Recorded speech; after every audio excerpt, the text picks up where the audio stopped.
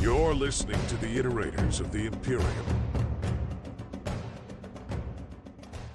Hi, I'm Miss, and I'm here with my co-host Ryan, and you're listening to the Iterators of the Imperium podcast, the podcast in which Ryan is the expert on Warhammer 40K, and I'm the noob trying to learn about the Warhammer universe. So Ryan, what is today's topic? Oh, God, Miss. So we're continuing on our timeline because we kind of decided that this whole first season is just going to be running through major events of the timeline. So we're actually covering 3 of the major sections of it. 4 major sections of the timeline in this episode. 3 of them we're going to go over very quickly because there's not a huge amount that goes on without going into pretty severe detail. And then there's one pretty major section of it we're going to talk about. So we're talking about the Forging, which takes place after the War of the Beast, which we discussed last time. Then the Nova Terra Interregnum, whatever the hell that means. I know what maybe one of those words means. Yeah, Terra. Yeah, that's the one. Earth. Then the Age of Apostasy, which is one I was excited for. And that's the big one. And then the Age of Redemption at the end. And then in the next episode, we'll continue on from there. Oh, yes. That's good. Yeah. Right. So, War of the Beast left everything pretty messed up because the High Lords of Terra got kind of effed over at the end there. A lot of them got assassinated, as you may or may not remember, because they were very, very bad at their jobs when it came to being attacked by orcs. They did a lot of arguing, not a lot of doing anything about the threat. Really just got in the way of the Space Marines taking care of it for them. So luckily, the head of the Officio Assassinorum took care of a lot of them and then was murdered by a bunch of the Space Marine chapters. Good times were had by all. Right, so the Forging is the next stage that takes place. So, the Adeptus Terra, which is an umbrella, it's like a blanket term, it's an umbrella term for a lot of the different kind of sections of Imperial governance and stuff like that. But I'm sure there's 3 groups that aren't actually part of it. So the Mechanicus isn't part of it. The Space Marines are only very loosely tied to it. The High Lords aren't part of it because they are a governing body in themselves. And there's another one that I can't quite remember what it is, but irrelevant to that. Basically, everyone gets together, does their job properly for a while, and gets everything kind of back in running order, right? They kind of piece together everything that fell apart because of the War of the Beast and a lot of other stuff that was going on.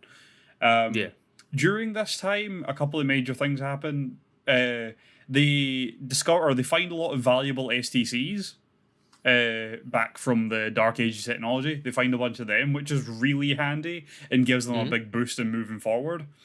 Really gives them a bit of power behind what they're doing. But also, they form what are called astropathic choirs. So, as you are well aware, the warp is a total mess. And because of the heresy and everything like that, it got a lot worse because a lot of people died. And that just makes it worse. So the Imperium and real space, essentially, no, not real space, sorry, the warp, when you're trying to travel through it, is covered in crazy storms now. And they're gradually getting worse and worse and worse. So it makes traveling through the warp really dangerous, but also trying to communicate with the warp using astropaths is quite difficult as well, and relatively dangerous. So it's like the storms are putting static on your communications. It makes it really difficult to get a message across. Yeah, right. Remind me, which year are we in right now? Oh, God. I'll check. I'll check, because I have the website loaded up. When is the Forging? It doesn't say. Helpful. Ooh. What would you like? A guesstimate? Oh, no, I have the thing, sorry. Okay. M32, Millennia 32. So we're in the year 32,000-ish. Somewhere in there. Yeah. That's about where we are. These astropathic choirs were formed to take care of that issue of communication problems.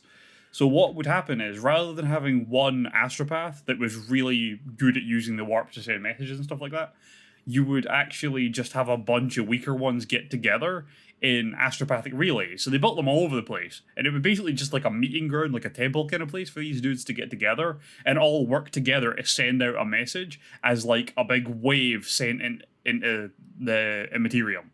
So it was much easier to pick up from the other side. It was also much harder to disrupt. So it meant that even low-level astropaths were really helpful, because they would just get together a bunch of other low-level ones and be just as good as one really good one. Yeah. Even though most, like flagships, so like Space Marine chapter flagships and stuff like that, would still typically have like their astropath on their ship, but they'd be a really good astropath. So 6.5 really. But it allowed communication to work properly again, or at least to some degree. So it made everything a lot smoother. Those are the main things that happen during the forging, unless we want to go into like pretty crazy detail or pretty heavy detail with it. So we're going to dodge that for now and leave that as a pretty bare bones section. Yeah. So we're going to move on to the next section, which is the Nova Terra Interregnum, which I still don't know what that means. But this is M36. Oh, no, sorry, it's M35 into M36, because it takes quite a while. This takes place over called? Nova Terra Interregnum. Nova Terra Interregnum. Yeah, it takes place over 900 years, so it spans from the 35th to the 36th millennia. Yeah, it's known as the time of twin empires. It is, yes. So during this time, the Ur Council dismisses the High Lords of Terra and claims a section of Imperial space as their own. It's so the Imperial space is split up into sections called segmentums, and this like segmentum then the name. So segmentum obscurus is one of them, which I believe is to the north of our section. But this is segmentum pacificus, which I believe is to the galactic west of ours. So they basically just decided they ran this joint. Right? They just were like, sack the High Lords of Terra. They were a nightmare. We're doing our own thing.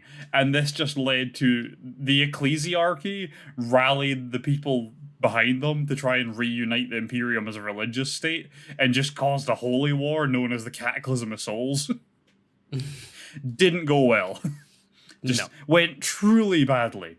But yeah, that whole civil war that they caused by deciding that they ran their own section of space because the High Lords are terrible just lasted 900 years.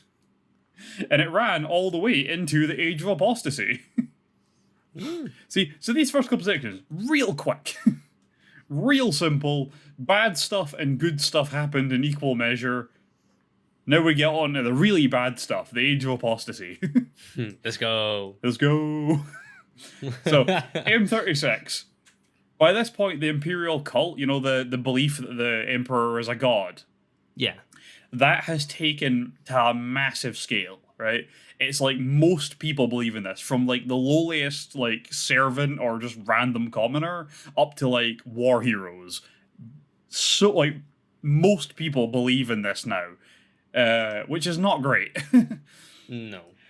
This leads the ecclesiarchy, which is the religious section of imperial governance, to being seen as speaking for the emperor directly. They do nothing to dissuade this belief because it gives them power, and with that power, they ended up influencing everything in imperial governance, from lawmaking to military tactic, which is not what should be happening. No. Separation of church and state, my dudes, but whatever. Not our problem. It's like 101, like... Yeah. Do not let the church rule the state. That's a bad move.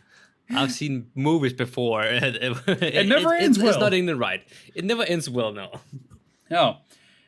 So to oppose this, the Fabricator General of Mars, so the guy in charge of the Mechanicum, and some of the Space Marine chapters worked with the Administratum, which is the, you know, administration side of the government of the Imperium, to fight against them. Thanks to a bunch of... the leader of the ecclesiarchy is called the Ecclesiarch. He's voted in like the Pope is. Yeah. Luckily for the Administratum and everything like that, they accidentally voted in a bunch of really bad ecclesiarchs for a while.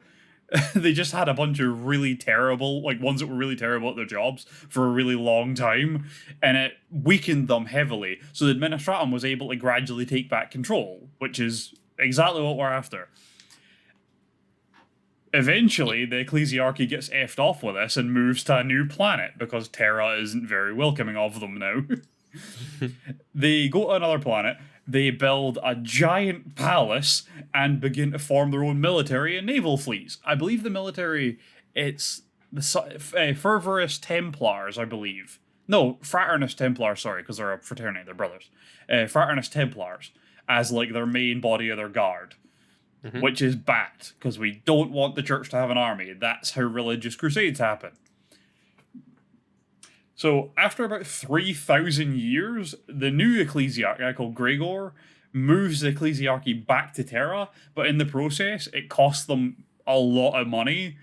Also, fixing up the section of the palace that was set up for the ecclesiarchy cost them even more money. So, they end up with basically no money. So, they start taking a tithe, essentially taxing the imperial populace. Great. Yeah, and then they have to increase it because they just start doing stupid stuff like upgrading their ridiculous palace, their church and stuff like that, and building statues to old ecclesiarchs and crap like that. They just start... Why does this sound familiar, Ryan? Weird, huh? It's almost like it's a parody of things that actually happened. Eventually, this led to unrest in the populace because, who doesn't love paying ridiculous taxes? Yeah. And this keeps going on till essentially civil war breaks out. But, it's fine because all the roads have statues of past ecclesiarchs along them. So that makes it okay, right? Now we get on to the big guy. Goge Vandire. This guy, right? I found a quote about him, or I found two, right? He was, quote-unquote, paranoid, megalomaniac, who saw traitors and conspiracy everywhere. He had every word documented, or he had his every word documented for posterity. What an arsepiece. This guy ended up as the High Lord of the Administratum. He was the 361st High Lord of the Administratum. Apparently, he assassinated his way to the position like Macbeth. Just murdered everyone above until he got there. But he was like the imperial side of this. He wasn't on the religious side, right? So that's something for now. But because he murdered his way to the top, people very rarely opposed him for fear of, disappearing in the night. Yep. And eventually he stages a military coup. He has the Militarum troops storm the ecclesiarchal palace. And the guy in charge at the time was a dude called Paulus III. He was the current ecclesiarch at the time. And Vandire called him a traitor and a heretic and had him shot and then took over the ecclesiarchy himself. So he was now ruling the administratum. So he was governing all day-to-day runnings of the governance for the imperial side, and he took over the church and started doing it for the religious side as well. He then purges the ecclesiarchy of anyone who would oppose him, and then his reign of blood started. Oh, great. Yeah, what a guy. Well, I could kind of guess my way towards that, but yeah, hate the guy. Oh, it gets worse. It gets so much worse. Oh, no. Yeah. So the Reign of Blood is so terrible, right? It gets so bad that he starts sending ships into the warp to reinstate his will on planets whenever the warp storms dissipate in one area. Whenever they shift away from a planet, he's like, go, go, go, go, go. Take over. Let them know who's in charge now, guys. And it becomes commonplace, since he's in charge, for naval officers to shoot higher ups to speed up promotion processes. What a guy. Yeah. Yeah. Hate the guy. Yep. Hate the guy. Worst guy. He also has a network of spies everywhere, and he has them looking for cults and stuff that follow other religions that he can take over or wipe out, so that nothing opposes him basically. And one of the cults he finds is on a little planet, and it's like a little agro planet, so it's an agri-planet, sorry. So it's an agricultural planet, so it's basically wildlife here, with not a huge amount of civilization. Either that, or agro planets are also used purely for growing food and stuff. The basis of them is they're agricultural. He finds a small cult on one of them called the Daughters of the Emperor. They're essentially warrior nun monks, or warrior monk nuns. They are insane when it comes to combat. No one is taking these dudes down. They are awesome. So he goes to visit the planet to meet these people and try and convert them. Upon arriving at their temple, he does like a big like procession through their place, like through their world, and starts like handing out rosaries and stuff to people and everything to make them like him and gifts and stuff. But when he gets essentially yes, bribe them. He also has a huge section of his military with him, so you know that also helps with the bribery. The threat with the bribery is a good combo. Yeah, you're taking this gift. Exactly, yeah. Or Gregor here will make sure you do. Guy behind him cocks his las rifle. I don't even know why it makes that noise. It's a laser, but it does it. I think I broke it. It's not supposed to do that. So they get to their like the nun temple, the Daughters of the Emperor's temple. And when he gets there, one of the young sisters tells him that they do not recognize his authority, so he's supposed to leave. So tries to talk to them. They do not, or she does not go for it because he's been told. So he goes, right, I'll prove to you that the Emperor is on my side, that the Emperor's will flows through me. So they allow him inside with a couple of guards, right? He has like 2 or 3 guards with him. And they go inside, and he meets the leaders of the order and stuff like that, and the main body of the order. And he kneels with his rosarius in his hand and prays for protection from the Emperor, and then demands that one of his guards shoot him in the chest with his las rifle. Oh, God. So the guard is like, I don't want to, because at this point, if he did, he'd probably be murdered for it, even if Vandire was perfectly fine, just because Vandire's kind of nuts. No one trusts him not to immediately turn on them at any given second. But eventually he's like, alright, fine, I'll do it. So he shoots him in the chest with a rifle, and he is left completely unharmed, but there is a big flash of blinding light at the time. And standing there perfectly unharmed after being shot, the nuns are like, oh my god, it's true. The Emperor is protecting this man. He is doing the Emperor's will. Because they're like a middle of nowhere backwater planet, what they didn't know is the Rosarius produces like a shield field around you. So the rifle was never going to do anything. You knew that. You just tricked them. What a guy. So they now swear fealty to Vandire, and they become his bodyguards. And were renamed to the Brides of the Emperor. I don't know why you had to make that change, but you know, whatever. He also from nuns to brides. Yeah, he essentially has them as handmaidens after that, as well as bodyguards. So they feed him, they taste his food for him in case it's poisoned. They tend to him when he's ill, they sing for him, and they probably have sex with him too, I'll be honest. Ah, great. Yeah, it's a real creepy situation. Truly, like one of the worst guys in Warhammer 40K, and that is a very, very low bar, and somehow he limbos under it. This dude dug a tunnel to get under that bar. So 70 years, Vandire was in charge until one day he is given news that a planet called Damar has denounced him as a traitor to humanity. Naturally, he took that really well. Obviously, he flew in a wild rage and wanted to murder everything known to man. And then, shortly after this, everyone starts hearing the name Sebastian Thor being attached to this. Soon, 80 worlds have joined this new Confederation of Light with Sebastian Thor, which is, you know, the order that are denouncing Vandire. Now, Vandire sent a fleet from a planet called Klax it's like a major section of his naval fleet to go raise Damar at the ground. They wanted to just burn this planet and be done with it. When they did, they were as soon as they got into the warp, the ship was immediately overwhelmed with warp storms, and apparently the ship and everyone on it were destroyed by beams of white light. Okay. Yeah. That is not warp storm related, by the way. And since that point, the Clax system, so all the planets around it, not just Clax, have never been accessible again. Apparently they're blocked off by a crazy warp storm called the Storm of the Emperor's Wrath. So everyone's like, yeah, this is 100% the Emperor messed up that fleet. Do not mess with Sebastian Thor. He is the Emperor's dude. Yeah.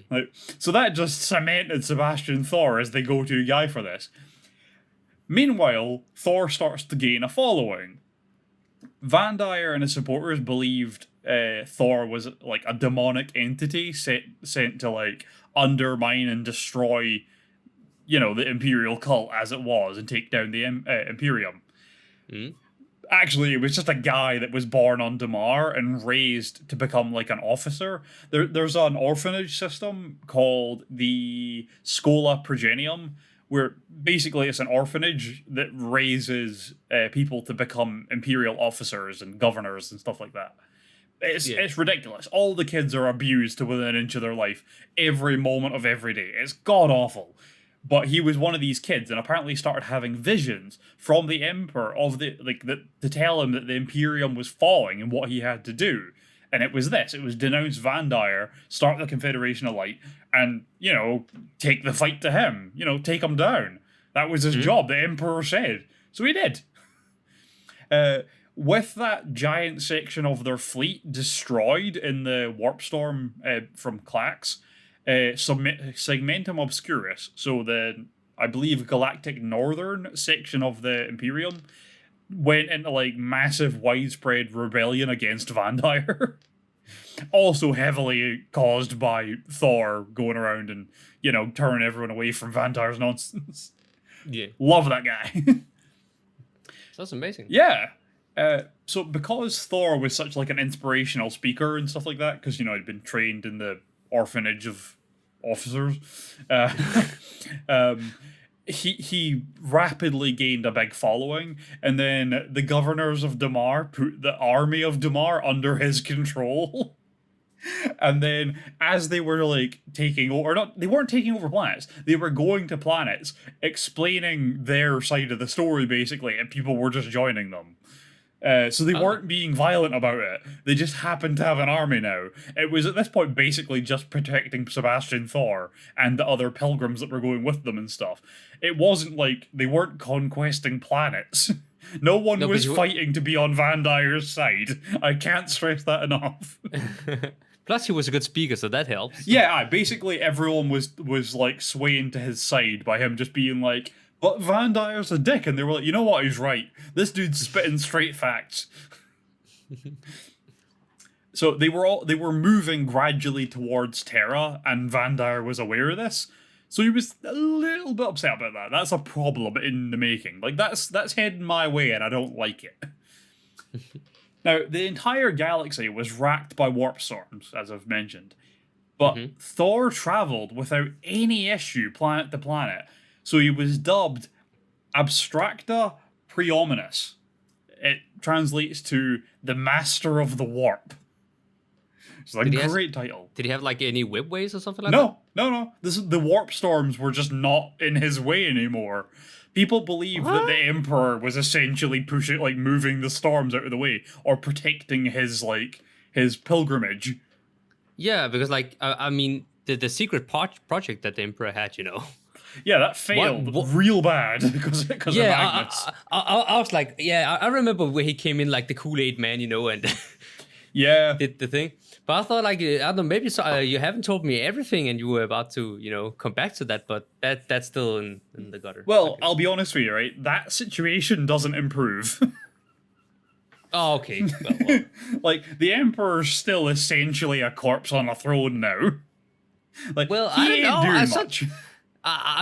Right, at some point you gotta come with like an 180 twist, and it's just like, and then I don't know. I just assume I'm trying to put the strings together here. That's it. Yeah, you'll see as we go. So at this point in time, it seems like he is protected somehow from the warp storms, or that they're just not in his way. So everyone's assuming it's the Emperor essentially guiding him planet to planet, either guiding him away from the storms so he doesn't have to deal with them and he's safe, or the Emperor is effectively shielding him from the storms. But no one really knows either. We just know that he got from planet to planet perfectly fine. Warp storms are not an issue. So Vandire had heard little from the Space Marine chapters or the Mechanicus for a while now, and he had been sending the Templars to try and take over their planets and stuff. It turns out that they had held their planets as bastions of the old faith of the Imperial truth.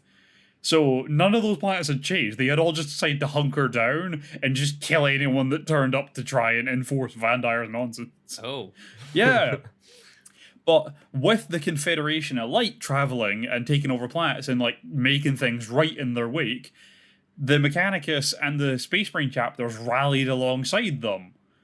So they were now right, let's go mess them up. Let's go take down Vandire. The leader of the Mechanicus actually spoke to the High Lords of Terra and called for them to execute Vandire as a traitor. So Heretic. In response to that, Vandire dissolved the High Lords of Terra. It's no, we don't need them anymore. None of that. But why people should just stop listening to this guy, The problem is he has a couple armies on his side. So, if you're a political leader and you're no, you're being a dick, he's well, I might be a dick, but I'm a dick with an army, so we're going to kill you now. So, that's a pretty dangerous point. Yeah, too much power. Yeah, that's it. So he then started killing off any of the military leaders that wouldn't fight the Space Marine chapters or the Mechanicus, because they were now a threat because they were on the way. So he then just killed them all off and replaced them with anyone that was more loyal. Yeah. Then the Mechanicus and the Space Marine chapters go to Terra to take down Vandire once and for all.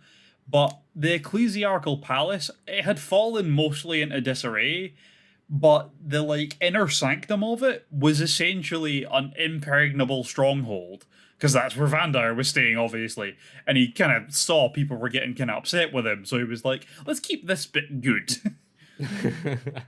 So they didn't really have a way to actually get to him, short of just nuking the palace into oblivion. They also didn't want to do that, because the whole reason they're doing it is for the people.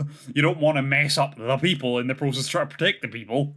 Nope. Well, not this time. Usually the Space Marines don't give a crap about that kind of stuff, but unless they're Blood Angels, actually, I'm going to be honest. Blood Angels, man. There's a quote about them in the Dante book, which is about their current leader, in the current age of 40K, which is actually 41K. Dante is their chapter master, and there's a quote about from them, which is in any other situation, other Space Marine chapters would have left the people to fall and protected their own. But the Blood Angels aren't other chapters, and it's all about them descending onto a planet to save a few million random civilians and soldiers from a Tyranid invasion that's decimating the planet. Very cool. Good guys. Yeah. Anyway, back to the topic at hand. Yeah. So there was one group that Vandire hadn't accounted for during all of this, right? One little mini army he had not thought about during any of his nonsense. Can you guess who it is? We've mentioned them. They've been talked about. Not in any great detail, but you know they exist. I'm blank. The Custodes of the Emperor. The Emperor's Honor Guard. Oh. The guys that are better than any Space Marine. They're somewhere Yeah. between Space Marines and Primarchs. They are the best of the best of the best. Yeah. They had closed themselves off within the Imperial Palace just to protect the Emperor and watch the throne. So they didn't really, like, when they saw what was going on, how bad it was getting, they closed themselves off. So they haven't even seen a lot of the end of this. They don't know how bad Vandire's gotten. They've just been hunkered down, like, we're going to do our job. Like, we don't care what, like, we do care what Vandire does, obviously, because we want to protect the people, and you keep the Emperor's dream alive. But, like... Job number one. Job number one, keep this dude alive on the throne.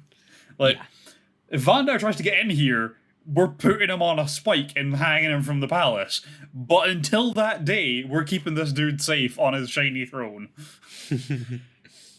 So, he had not thought about these guys at all. They were like the hidden secret wild card of this whole situation, basically. So, the Space Marine chapters and the Mechanicus got in contact with them. And in this, they were like, right, we need a plan to take this dude down once and for all. And they explained how bad Vandire had actually gotten, how bad the situation was. Naturally, the custodians were like, we're on your side, let's do this, let's take him down. This dude's ruining everything for everyone. He's kind of just being a dick. Yeah. Let's murder him. So, they're like, right, you guys, keep attacking the palace. Keep attacking him any way you can. Keep his eyes on you. Because there's secret tunnels under the Imperial Palace. And the custodians know all of them. Like the back of their hand. So they can use them to sneak into the inner sanctum where Vandire is holding up and kill him once and for all. Job done. So they slip through the tunnels through the secret tunnels under the palace into Vandire's inner sanctum, and they're greeted by the brides of the Emperor. Now the leader of them, I believe, was a guy called Longinus. By the way, for the record, Longinus is the name of the guy that impaled Jesus with a spear on the cross. Just so you know. Just a thing. Yeah. Anyway, Longinus, I believe, the guy who like spearheaded this whole thing, leads his dudes in, meet the brides of the Emperor, and he tries to explain to them, like, look, we're literally the guys that stand in a room with the Emperor all day and make sure no one hurts him. I promise you, Vandire is lying to you. Like, I swear to God, he's lying to you. I can't make this any clearer. And they were just like, nope, we don't believe you. So, the leader of the custodians talks to the leader of the brides of the Emperor and is like, look, I can prove it to you. Come with me. So she goes with him. She leaves the rest of the brides to protect Vandire, and the rest of the custodes stay to do their job and basically stand against the brides if they try to do anything nuts. They're not actually fighting, though. They're just waiting, just kind of with hands on weapons, though, in case anyone does anything shady. In case only one of them comes back. Whoever comes back, the other side's to try and murder their guys. But the leader of the brides and the leader of the custodes go into the tunnels. Now, there is no record of what actually occurred while they were in the tunnels. It is thought that she was taken to the throne room and allowed to meet the Emperor, upon which she realized her wrongdoing. She realized Vandire was a false idol. And when she returned, she explained to the brides and then personally assassinated Vandire. Vandire, yeah. Took his head personally and carried it out of the temple to show everyone. Oh, that's amazing. I know, right? What a lass. So, Vandire's finally dealt with. That was a long time of a lot of bad stuff. Really a dark time for the Imperium. Don't worry, it gets worse, but it takes like in a couple thousand years, it gets a lot worse. Not directly after this, but like there's a couple of bits in the middle, then it gets even worse. It always gets worse. That's what 40k is. It's just, how does it get work next? Roll the dice. I like to think they've got one of those, like, you know, the wheels that you spin on a game show. Whatever it stops on, you win. But all the prizes are someone important dying or something bad happening.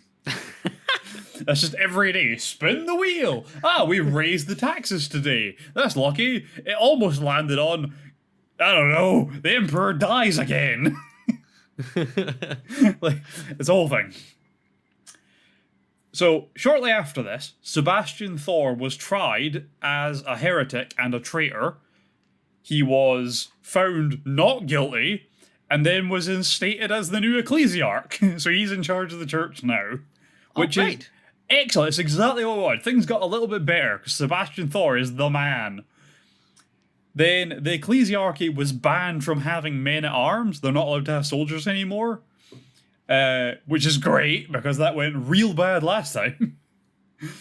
Then the Brides of the Emperor were renamed as the Sisters of Battle. The warrior nuns we know and love.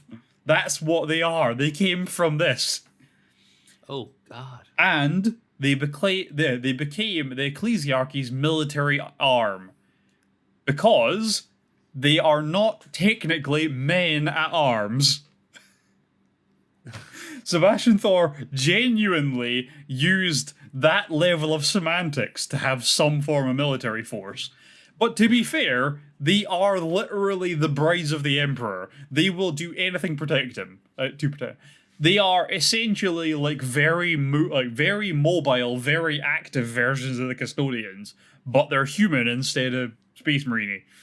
Yeah. So you want that. They're like a field division for the Custodians. We love that. They actually work together quite a bit, for the record. Interesting concept. But they do. They work together quite a bit, which is cool. We like that. We like that pairing. So, we now get on to the Age of Redemption. Which, Ooh. For the record, the Age of Apostasy ended in M37. The Age of Redemption begins in M37 and ends in M38. So, we're catching up. We're getting real close. We are close to the 40k, man. We're getting there. So the Age of Redemption, this is another really short one. There's stuff that goes on. There's some pretty important stuff that goes on. But again, if we go into it'll be severe detail or very little detail. So we're going to go for a quick overview here. During this period, the Imperial Cult grew like never before, leading to many crusades and religious wars to regain what was squandered during the Age of Apostasy.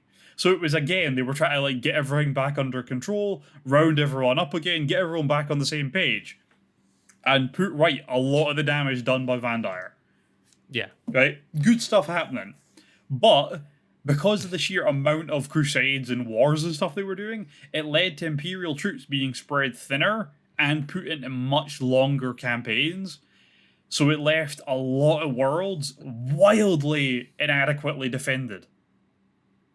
So it left a lot of the Imperium very open to attack. Yeah. Which is bad. Yeah, that's not optimal. Not great. And I wasn't gonna do this, but I was... So I have a list of the episodes we're gonna do, right? And the next one was going to involve this next age and then like a side story. But we've gotten over this a bit quicker than I thought we will. So I think because this next one is quite quick, and then we can do this little side story as like an individual thing in the next episode. So we're going to cover one more age in this one because it's very easy to summarize, right? Yeah. The next age, so the Age of Redemption ends in M38. And then in M39, so you got a little bit of a chill period at the end there where nothing crazy was going on, right? Mm-hmm. In M39, we have what's called the Waning Stars, right? Now, the Waning actually lasts into M41. There's a bunch of really important stuff that happens in here. There's a bunch of really important stuff that happens kind of around this, but as an overall concept of it, the Waning is a point of like redemption after all the redemption crusades occurred and everything like that. The Imperium is totally heavily exhausted with our military. Like I said, everything was left basically badly protected. And a massive amount of orc uprisings start to occur. So a lot of systems fall to orc invasion, some to chaos insurgents, and some just to rebellion. Some people just rise up and are like, sack this. Yeah. And some systems were turned over to Space Marine chapters to govern, rather than having like Imperial governance. They would have Space Marine chapters in charge of them, rather than just in charge of like their own homeworlds and their systems. Just because they needed the protection. Things were going horribly wrong. If they go, right, Blood Angels, we know you're in charge of Baal and that whole system, but like, you got room for one more. And obviously the Blood Angels a lot of the time were like, well, of course we'll protect you. We're good guys, even if we're kind of vampires. Stuff like that. A lot of the chapters were like, of course, we'll help. And then that meant that planet was now under Space Marine protection rather than just under Militarum protection, which gave them an actual fighting chance of not being murdered by orcs or chaos. Yeah. So the Imperium now has a lot of their enemies taking over their stuff in this period. And it again leaves the Imperium with like pockets out of their usual like area of control that are now no longer under their control, but from various sources. So they can now be attacked from within Imperial space, but from like orcs in one place, and then the next day you've got chaos nutjobs turn up from the other side and stuff like that. So it leaves a lot of ground for a lot of places to be under a lot more danger. Now, the next thing we need to talk, or the next thing we're going to talk about is storyline-wise, we're going to do a side story in the next episode, which I'm kind of excited for. It's a good one. So it's actually about the Black Legion, which I like to title as the 21st Legion, but it's not. It's actually purely about the Chaos Legions, right?